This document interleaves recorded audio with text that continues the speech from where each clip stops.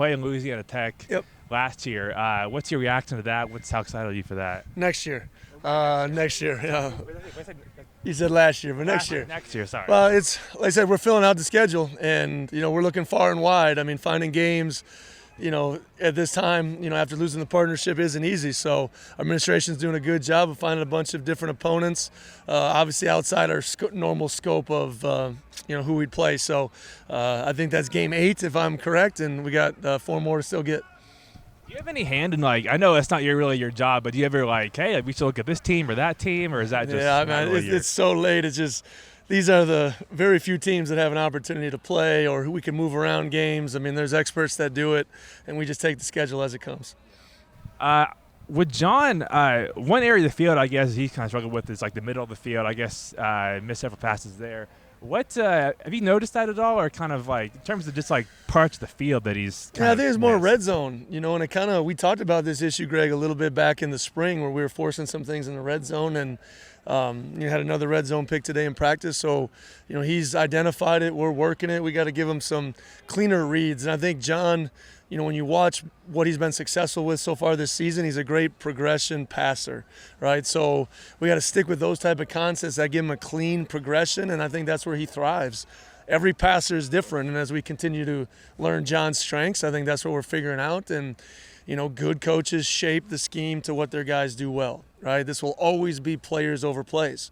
So let's keep getting better in those areas, and we've identified a few things that we got to lean into. I know I asked about the SF the other day, but there was in the UCLA game last year, he had a PFF pass blocking grade of 0 against Latu. Not to bring up PFF again. I know. Are you sponsored by them? That'd be great if I could be, but not yet. But anyway, yeah. Was that some sort of I don't know if that was a turning point maybe for him, or what kind of impact do you think that had on him just in terms of his years here?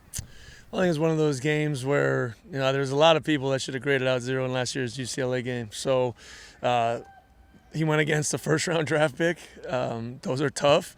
He's gotten tons better, and I think his confidence, you learn from failing. If you're a high competitor, you learn from failing and seeing yourself do bad things. And I know that sounds weird, but that's how you grow, and I think he's taken that mindset. We've had some really highs and some lows, and I think he's now on a trend where everything's just right in front of him, getting better and better every day. So it starts out here on the practice field, and he's done a great job. As I look over there, he's still the last one over there by the sled. So, those are the things that make you great. I think early in the season, it's fair to say Dean was a bit of a storyline just, in some of the kicking struggles. It seems like he's, no pun intended, kicked those in the last couple of weeks. Where have you seen his mentality grow to now where he's, again, still doing all 3, but doing all 3 very effectively? I mean, that's why we don't listen to the outside noise, right? You just stay true to what you see and what you believe in, and I've always believed in Dean. And, same thing. 2021, first team all-conference, had some struggles along the way, but he's really zeroed in on it, and I meant it. There's a lot of new stimuluses with punting and kicking off, and to go out there and execute the way he has the last couple of weeks it should be inspiring to all guys, even though he's a kicker. I mean, whenever your number is called to deliver, that's what he's done, and he needs to continue to do that for us to win. I mean, those are big points every time he's out there, so I'm proud of Dean and what he's done. How do you think Durham has snapped this year? I know it's a change after Simon was here for 8 years. We don't have to talk about snappers, you know what I mean? When they're doing well, we just kind of keep that down. I think he's been great. He's got a great energy to him when you really get to know Durham. Loves ball, loves being around the guys. I mean, it's a fun deal. So I think there was maybe some nerves early, and I've just seen, just like Dean, everything's really kind of settled in, and that combination has been really good. I'm going to put you on the spot a little bit here. 6 games in the season, you're halfway through the regular season. Do you have an offensive and defensive MVP?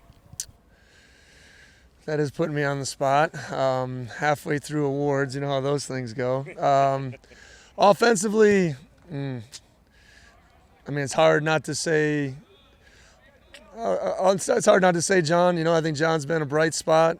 Like I said, Essa has really elevated his game, and probably newcomer of the year on that side has been Wayshawn. Has been really, really talented and good, and defensively, I think it's pretty clean that it's been David Gusta, even though everyone probably wants me to say Ethan. But David has been a wrecking ball in there and continues to elevate his game. Along that same line, do you have a special teams MVP, whether it's the specialists or the on-field guys? No. I don't. Not yet. We'll save that one for a little later.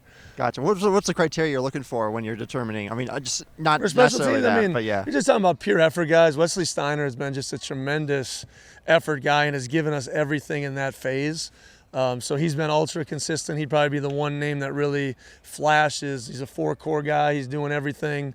Love to see him on the sideline. He's looking at the iPad, and he's looking at kickoff and what he can do. So he'd probably be the one that really stands out. We just haven't had enough probably explosive plays yet, and consistency in the kicking game is starting to develop.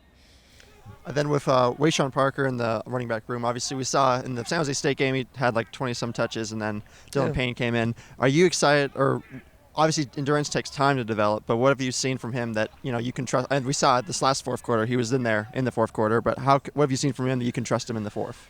Well, he's no longer a freshman. I think you get 6 games under your belt, 6 stressful, adversity-filled, tight football games. I mean, you kind of learn who those guys are and how they're going to respond in those situations. And he's been, I think pretty good every step of the way. Just like I tell him every day, keep the main thing the main thing. And when he does that, he's a really good football player, and he needs to continue to work to get better.